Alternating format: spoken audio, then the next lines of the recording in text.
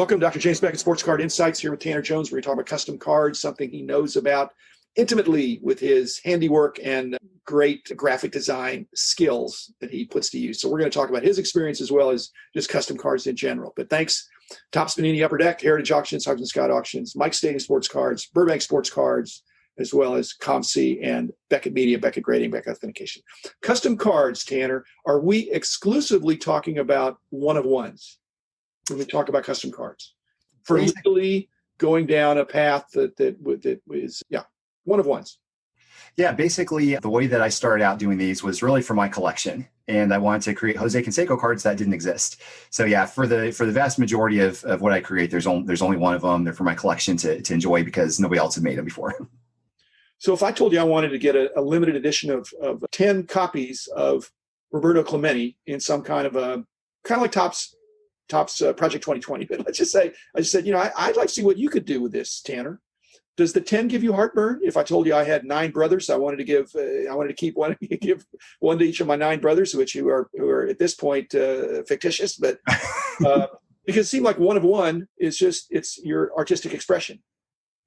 Yeah, so a lot of the stuff that I create, it's not really for production purposes or anything. It's really for my own enjoyment. For the most part, I will have people that commission me to do pieces, but it's going to be pieces that are like very personal. So of their dad or of their kid with a piece of measuring tape that was used from their child's birth, that sort of thing. So, when you're talking about somebody creating multiple cards, I think a lot of that comes from custom card makers that are intending to sell on eBay. And I just don't do that. So it's mainly just one-of-ones. Well, you're an artisan. So, I think basically there's no economy of scale in what you're doing. Sounds to me you're making them one at a time. There's no assembly line. No, it's all by hand. Yeah. My point is, I think that's really to be applauded. And I don't think it should be done in a design that's confusing to a copyrighted or trademarked or patented infringement of a design. But I think if you're being creative, I think that's cool. Now, if the ripoff where you're taking a design and making a custom card to make it look like it's from one of the companies, I think it's not what you're doing, and that's not. I'm just wondering, is there a different thing to call that? Because I think what you're doing really is a custom card.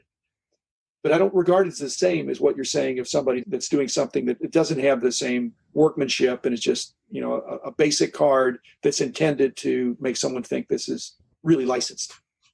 Yeah, I think there's a difference between a custom card maker and a counterfeiter. That's one thing. There are some people out there that are probably somewhere in the middle where they say, okay, I'm going to take this 2011 Topps Mike Trout and I'm going to make tons of copies of it, but I'm going to put reprint on the back. Or worse, I'm going to say it's a reprint in the listing on eBay, but it doesn't show it on the card. I'm very against all of those practices. If you want to get into custom card making, make it your own. Make sure it's not something that ever could be mistaken for something that's actually been created by one of the card companies. Well, I agree with you because it's just that, and so taking something and changing the photo or changing something to make it a little bit different, to make it look like it's a kind of a different photo variation of the same card. Like I said, I think if it's an intent to deceive, you're not in favor of that. I'm not in favor of that either. Mm-hmm. And I don't think anything you're doing in your custom card, especially if it's for your own, is any attempt to deceive. In fact, I think it's workmanship you should be and are deservedly proud of. But I don't think that's what we're talking about with some of these other things. But again, I agree. There's counterfeiters, and that's totally wrong. And that's probably something that needs to be shut down. But then there's this middle ground where there's a custom card that is produced more than one of one, and maybe even serially numbered, because it's not hard to go to a printer and get serial numbers put on a card that you made. But I wouldn't be in favor of that. And I like I said, I think I don't know that we're going to wait for the FBI to shut people down. I would hope collectors will realize that custom cards are, when it's one of one or something, it's like a work of art. I could do a painting of Jose Canseco. It wouldn't look like it very much, and if I put it on a 2.5 by 3.5 and I called it a Jim Beckett sketch card, I don't think there'd be a lot of demand there. But so do you get any negativity, or you get like almost exclusively positivity when you're showing some of these works of art that you're doing? My guess is you're not being trolled, are you?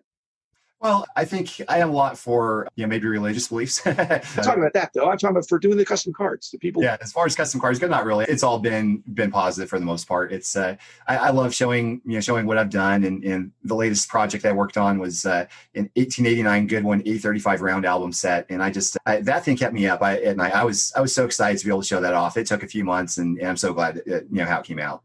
Well, the good thing is that your works of art, your custom cards, I can't even imagine if you were going to sell, the price you'd have to pay to acknowledge the labor that you put in, would be prohibitive for most people.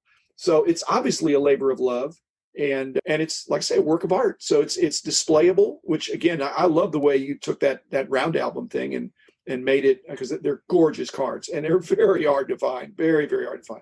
What people don't realize is that there were cards that were put out over the last 130 years, but then there were premiums of the cards, which are, the cards are 100 times more plentiful than the premiums that would be from the 19th century, especially because there are not even that many. And then the 1930s, some of the Gaudi premiums, and things and some of the hot dog cards in the 50s, they're 1% of what you would see of a Topps card or a Gaudi card that's the base issue, or an Old Judge or something like that, which are scarce anyway. So I don't, I think so how are you displaying that? You have that on a wall at home, or? Yeah, so I've got this little cubby system that's like probably about 2 feet away from me, where I've got the John Ward, the Cap Anson, and the King Kelly. They're displayed, and then there are others. They're in the closet as well. But they're just, I love these bigger pieces from the 19th century, especially, and that was kind of the main reason why I have these, because it's so difficult to figure out how to properly display this round album set, because they're round, they're awkward, they're large, they're not 2.5 by 3.5 inches. They're not like the size size of the wall if you put them all up, right? Wouldn't they? Yeah. So probably what I'll do is I'll probably rotate them out. I love the Comiskey also, and I love the one with Roger Connor on it. I love the Buck Ward one, or the Buck Ewing one. So they'll have to be rotated for sure. Yeah. I mean, if any listeners are not knowing those names, they're iconic, legendary names from more than 100 years ago, but pretty much all in the Hall of Fame. And the original heroes of baseball, that group from the 19th century. Yeah, I don't, again, that wasn't a custom card, but you took an album and then turned it into cards, which is what I think most people do anyway. And then you've provided custom framing and custom kind of border treatment, which again, I'm not seeing much of that. I mean, I haven't seen anybody, if you have follow this logic, okay, you have we'll say Jose Canseco what do you think the demand would be to take an 86 Donruss Canseco and to turn it into do something that had an embellished border treatment in a 5x7 holder, where the center of it, the centerpiece is the card without alteration, but then there's some kind of an enhanced frameable matting treatment. Have people done that very much? Because I mean, what you brought out in the 835 stuff is that the background treatments were not peculiar, but were selected and chosen for not the temperament of the player, but there was a connection there. And so to have something, around the Jose Canseco, have people done that? I remember there was I don't know if it was Beckett or not, but there were some grading companies, I think, that they would encapsulate a card and they would put like a piece of a bat chip in the actual slab itself. Yeah, we did that. So it was Beckett. So I've seen, but it wasn't done. We talked about this, is that it was done like a left brainer would do it, Tanner. Not beautiful. And that's why it never really caught on. I actually have a few of those because I was part of that. And I think it was not done properly because it was done in the context of the card and the slab. And it was not, it needed more fresh thinking. What you would have done. You wouldn't have put a little tiny bat chip there that made it look incidental. It didn't enhance the card enough, and consequently didn't really catch on. Well, so there was one other way that I tackled something similar to this. I actually did a custom booklet I have a picture of it on my wall. It's I don't even remember what it was called. I can't read it too far up there. But basically what I did was I cut up actual pieces of Canseco rookie cards, Fleer, Topps, Donruss, and I embedded them in the card as if they were actual game use pieces, but instead they were rookie card pieces, just for fun. But it actually came out really well. Interesting. When you're doing these custom cards, how many cards do you get right the first time? Or do you hack up a few cards before you practice on some commons and then and get your cutting technique or your insertion technique? I mean, what's the trial and error there? Oh my gosh. Well, the A35 set, for instance, I was probably in front of Photoshop agonizing over colors for an unbelievable amount of hours, so it takes a long, long time. There's probably a lot of people that are much more efficient at than me, but this isn't a business for me. This is just fun. It's hobby. It's a hobby. I enjoy doing it. I enjoy the hours I put into it. Yeah, it's pretty obvious because I think it's a lot of hours when I meet with younger people that are considering their career or making a career change.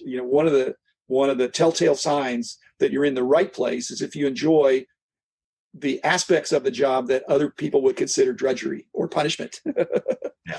It's like if you have two kids that you're disciplining, which I guess you have two kids now, but they're not the same age. But if you had two kids similar in age and one of them was more extroverted and one is more introverted, if you give the extroverted one a timeout, he or she is going to freak out. Whereas the introvert curls up with a book and says, "Thanks for the timeout." Yep, spot on.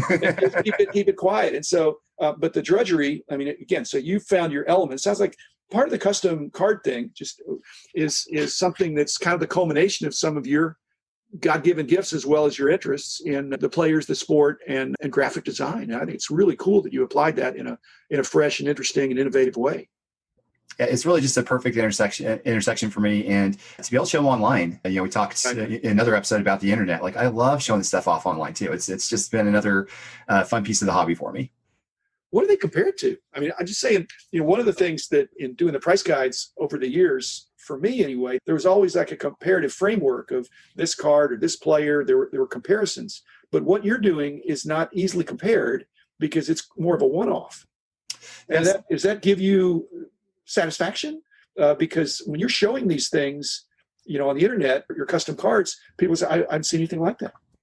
Yeah, a lot of them are goofy. Like, I'll do a 1993 SP foil of Homer Simpson, for instance, or I'll do a 1998 Pinnacle prototype of Canseco where I'm, kind of photobombing them in the background. So some of them will look similar to actual cards that were never produced, like a 1992 Skybox Derek Jeter, for example. I just enjoy all that stuff so much. Like, there's not really a whole lot of this that I don't really like. Well, that's a good note to end on. I think that there's so many ways to enjoy this hobby. And I think, Tanner, you have made money on the hobby because you're astute and you bought and sold, but it sounds like that's not what's giving you the most enjoyment. It's not about the buying and the selling. It's just you've been able to create, which is an innate thing that I think we all enjoy. It's just that some are better than others. Hint, hint, Tanner's a lot better than I am at doing those kind of things. And but he's been generous to, provide images and share his experience. Tanner, let's close with is your book still available and selling on Amazon mainly, or? Yeah, it sure is. I sell it on Amazon for the most part. It's when I last checked. A couple days ago, it's number 5 on the list, top list. Most of the ones ahead of me were Beckett, magazines. Sorry. Yeah, it's okay. I do not mind being behind the Beckett magazines, but I also do them personally if somebody wants to, purchase a signed copy, that sort of thing too. Well, it was a great read. Encourage people. Confessions of a Baseball Card Addict. Yes. Okay. Well, that's that.